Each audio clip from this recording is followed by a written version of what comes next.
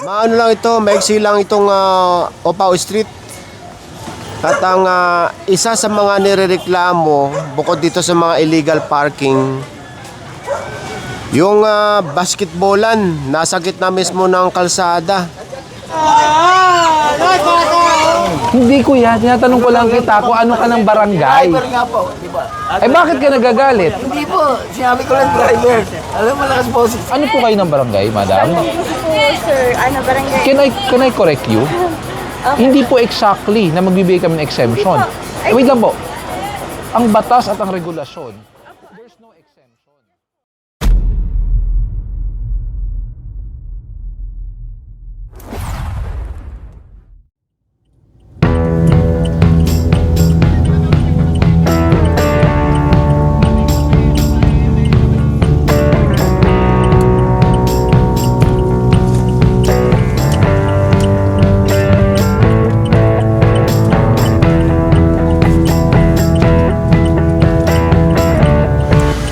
So nandito tayo ngayon sa area na ito.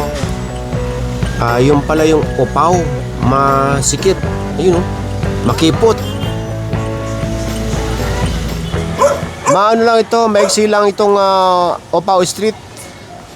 At ang isa sa mga nirereklamo bukod dito sa mga illegal parking, yung basketballan nasa gitna mismo ng kalsada.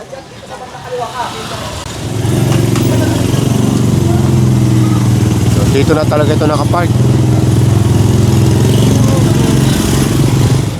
Ito namang hindi umaandar ayon sa enforcer. Pagka hindi napaandar ito, mahahatak. Po.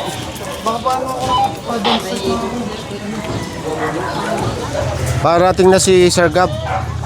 Punta lang natin itong basketballan dito para malaman natin yung before and after. Wala pa rin yung dump truck. So alamin natin kung anong update dito sa basketballan mamaya. Kasama pala natin ng barangay.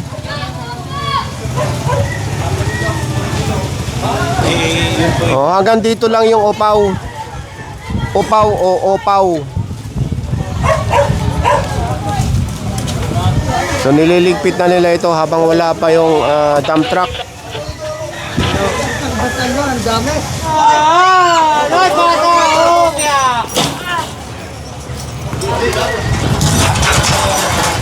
Ayun pa lang yung dump truck, papasok pa lang. Paatras pala niya dinali.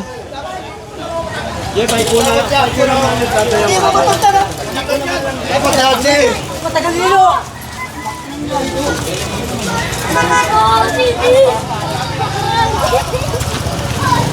Ito lang ang malilinis ng truck.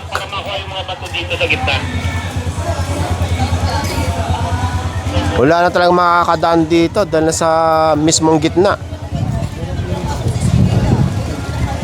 Paatras na lang dinali ng dump truck. Hinahatak na pala yung isa rito.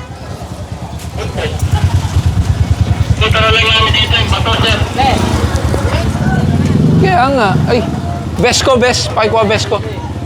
Pakikuha yung best. Kaya nga, ano pang ano niyan kung kinuha rin naman nila?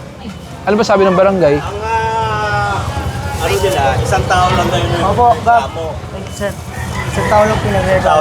Doesn't matter kung isang tao lang nagreklamo. As long as may nagreklamo po sa inyo, kailangan nyo aksyonan yan. Sa kalsada po to, bakit may court po nyo?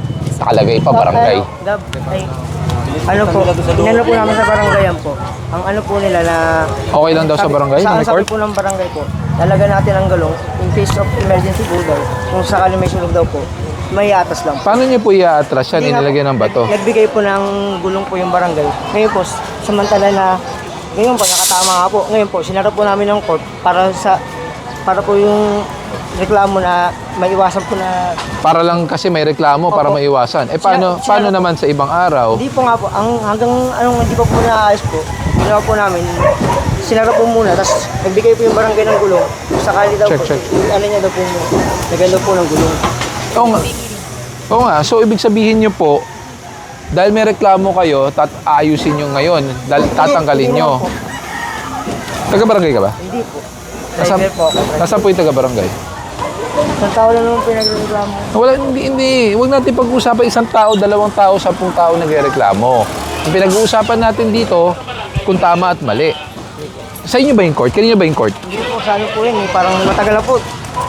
Kinaano po, sinauna po po. Mga dekada na po siguro. Parang sponsor po dito. Sino po nag-sponsor? Barangay? Matagal na po mga... Kay ano pa yun, sir? Kay Ricky Ricky Papa. Papa. Hindi ko siya kilala. Ang inaanap po namin po, yung kabataan po lang.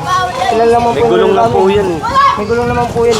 Weldingin lang sa akin. Pero kasi mali pa rin po yun nasa kalsada ang court. Kahit na may emergency yan, Nakausap na po kasi yung sir, nakausap na po yung sa barangay sir. sabi ng barangay, okay lang? Hindi sir, Lalagyan na lang bigyan ng po sir gulong. sila sir mga ano na po gulong po. Sir, Barangay po kayo? Ano po kayo ng barangay? dito, central. Hindi, ano po kayo sa barangay? Kagawad? Kagawad? Ay, ano po kayo? Sinundo nga namin po kayo doon ngayon eh. Hindi kuya, tinatanong ko lang kita kung ano ka ng barangay. nga po, di ba? Ay, bakit ka nagagalit? Hindi po, sinabi ko lang driver. Alam mo, lakas boses ko eh. So, driver ka ng barangay. Ang kailangan ko po makausap barangay dahil barangay ang sinasabing pumayag daw lagyan ng gulong. Ay, gusto mo pakita natin gulong? Hindi po yun. Ang gusto ko malaman, na sinasabi niyo pinayagan ng barangay at lalagyan ng gulong. Kasi, Wala nga eh, ako nga lang sumalubong sa kanila. Kasi kung sino man po yung kagawad. Kasi unang-una, under DILG memorandum, bawal po maglagay ng basketball sa kalsada. Pangalawa po, kuya, taga-barangay ka, naka-ID ka, bawal manigarilyo sa public place po. Sir, ang inaano lang po namin sir, napakarami ng budi sir na open court sir. Kaya nga po eh. Kada street po sir, Kada may po, mga kahit open court kada po street, dito. pupuntahan nyo po. Marami po talagang kalsada. Halos po lahat Kahit po saan dito. po dito lumikot sir. So, ibig sabihin, lahat ng kalsada nyo, may court kayo sa gitna ng kalsada. So, kailangan natin siguro ayusin yan. Opo, Kasi, ayun nga lang po. Yun lang po. Ang inaano lang po namin sir, yung sa kabilang kaling nga sir, nagkakaisa nga po Ito yung po mga ano yung eh. pirmahan po. Nagkakaisa nga po sir eh. Pinirmahan po ng mga kabataan po, yung mga minor, Sir, mga ang gulong liit po. po namin sir, ipasa ko. hindi. Makinig muna kayo. Ibang usapan yung para sa nilalaroan ng kabataan. Iba rin ang pinag-uusapan natin when it comes to obstruction sa kalsada. Ang mga basketball court, meron dapat specific place na para maglaro ang mga bata at kung sino man na hindi po nakakaistorbo sa daanan ng sasakyan. Tulad niyan, sabi niyo sa akin, aalisin, imove. Ang emergency response, pag nagkaroon ng sunog, 1 minuto, 30 seconds, malaking bagay. Imagine nyo, ito muna kuya. Imagine mo, nakabato yan. Kahit may gulong yan, lalagyan ng bato yan eh. Bakit? Para stable. Paano nyo aalisin yan in within 30 seconds? Hindi ba? Kaya nga dapat may tamang lugar. Ano po dito sa pag-ano. 3 beses na po nagkasunog dito. Tawa po ng Diyos. Kahit po hindi mo naman po tanggalin yung kot. Kahit po sa dulo pa po yung sunog. Hihintayin pa ba natin? Nagkaroon lang po ng sunog dito. Ang Sir, pero nagpapaano lang po talaga dito sir, yung mga sasakyan po sir eh. Kaya nga, public Hindi road naman po kasi. sa'yo, coach, sir. Hindi. Pinag-usapan natin, both yan. Hindi natin pwede sabihin sasakyan lang. Apo. Pustahan tayo sabihin ng mga residente, yung mga sasakyan na aalisin natin. Yung court nga, hindi nyo alisin. Diba? Magtuturo-turuan na naman kayo niyan. Kaya nga pinapaliwanag sa inyo, kailangan yung hanapan ng lugar na hindi nakakaistorbo. Dahil unang-una, hindi po private property ang kalsada. Kaya gusto ko makausap yung barangay. Kasi kung sinasabi nyo na pumayag ang barangay, baka hindi siya aware na pinagbabawal po yan under local government code. Yun sir, ito po yung sir, yung katunayan sir, yung mga kasi hindi naman po namin Nasaan po ano ng barangay? Wala. Asan po ba yung barangay? Yung barangay na lang. Doon pa po yung barangay. Saan pa po yung barangay sir? Chat ka na lang po yung ano. Papuntahin mo kung kakilala mo naman. Kasi kung ganun po, barangay po ang nagsasabing pumapayag po niyan, gagawan ko po ng memo sa DILG na lang para barangay po ang ano, kung kailangan pong aksyonan ng LGU or paano. Vic, pahakot mo yung mga bato sa ano, sa dump truck. Inis na kasi namin sir, mga kabataan. Walang problema maglaro. Ang problema kasi, masyadong nakasagabal dito dahil maliit na yung kalsada nyo. Tapos magkakaroon pa tayo ng court. Okay lang sana kung medyo... Ang nangyayari kasi yan, Kung sir, medyo... wala kasi yung mga picture namin sir. Kaya naman sir, hindi ko pa tanda po sir. Kasi sir, yung safety sir, ginagawang talyer yan eh. Pati yung mga Ay, ganyan, sir, di ba ba? Tatanggalin kaya nga kami nandito. Yung ginagawang talyer po dyan, barangay din dapat kausapin. Bakit nabigyan ng barangay permit? Wala nga po barangay permit. Kaya nga tawagin natin ang barangay para barangay ang sumagot nito. Silipin na lang po. Sabi po na lang, ano po lang, issue lang po lang. Kabataan. Yung mga kabataan po.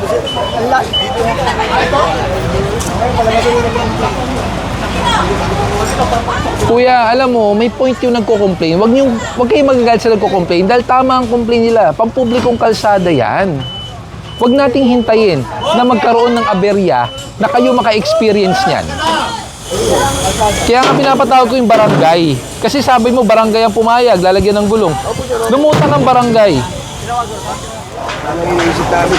Actually, pinagtataka ko eh.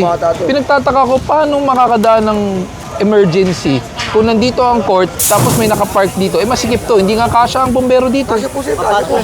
Dito? Oo, kasi po. Nakailang sunog na. Happy pa tayo. Paano pag lumaki yung sunog? Sa dulo nga po, action lang po talaga. Ay, hindi naman tayo pwede mag-realize sa nangyari dati. Paano na lang? Kaya nga po, sabi ko niyang kagawad, nagbigay po sila ng gulong. Palutangin mo yung kagawad.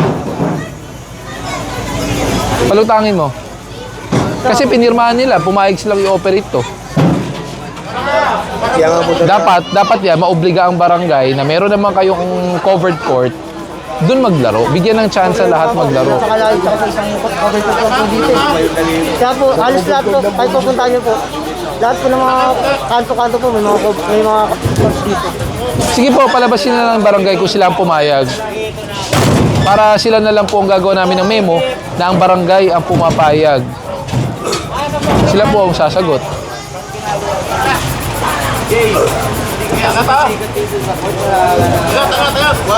Kamay boy.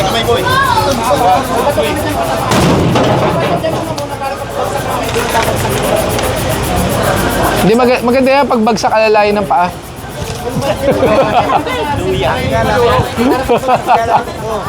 Laking donut niya. Mas malaki yung Asa na ba yung barangay?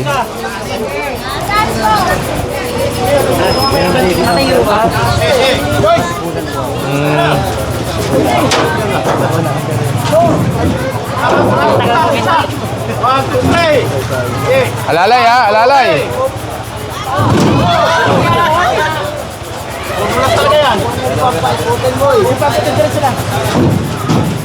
Okay, 1, 2, 3. Okay, 1, 2, 3. Yun. Pa. Alis.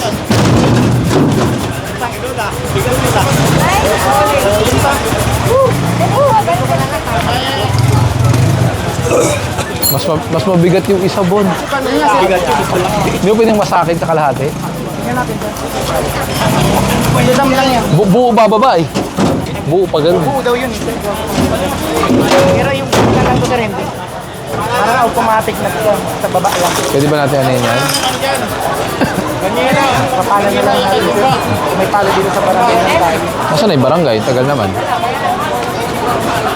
Yung wala pa yung truck dito, ito yung mga batong unti-unti nilang itinabi dito sa gilid.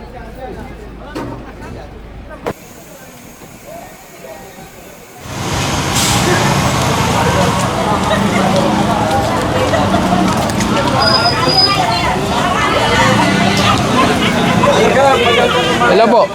Naiwan po yung ring doon, sir. Hindi makalabas yung tao namin sa bahay. Ayun, Hindi, iusog po nila. Alisin po nila ngayon.